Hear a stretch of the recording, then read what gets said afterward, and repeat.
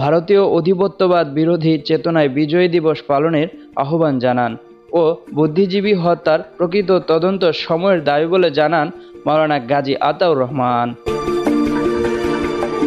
ইসলামী আন্দোলন বাংলাদেশের সিনিয়র যুগ্ম মহাসচিব মাওলানা গাজী আতাউর রহমান বুদ্ধিজীবী হত্যার প্রকৃত তদন্তের দাবি করে বলেছেন, 1971-এর 14 ডিসেম্বর পাকিস্তানি বাহিনী যখন পুরোপুরি পর্যদস্ত হয়ে পরাজয়ের দ্বারপ্রান্তে, ভারতীয় মিত্র বাহিনী যখন ঢাকার নিয়ন্ত্রণ অনেকটাই নিয়ে নিয়েছেন, তখন বাংলাদেশের শীর্ষস্থানীয় বুদ্ধিজীবীরা কীভাবে গুম ও হত্যার শিকার হলেন তার প্রকৃত রহস্য এখনও পর্যন্ত দেশবাসীর সামনে উন্মোচিত হয়নি।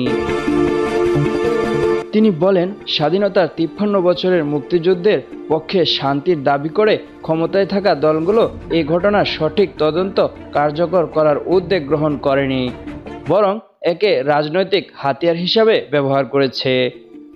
আজ 13 ডিসেম্বর শুক্রবার বিকালে পুরানা পল্টনস্থ কেন্দ্রীয় কার্যালয়ে ইসলামী যুব আন্দোলন বাংলাদেশের কেন্দ্রীয় নির্বাহী কমিটির সভার প্রধান অতিথির বক্তব্যে তিনি উক্ত কথাগুলো বলেন।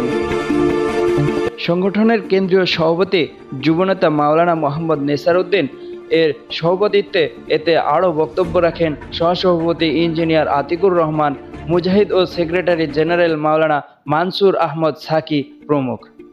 তিনি ভারতীয় অধিপত্যবাদ বিরোধী চেতনায় নতুন উদ্যমে দেশবাসীকে এবারের বিজয় দিবস উদযাপনের আহ্বান জানান।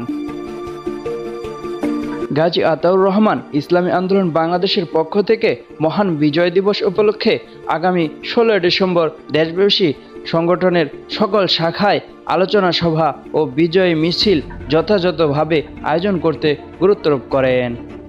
সুলেমান হোসেন সাদিক, উন্মুক্ত বাংলা।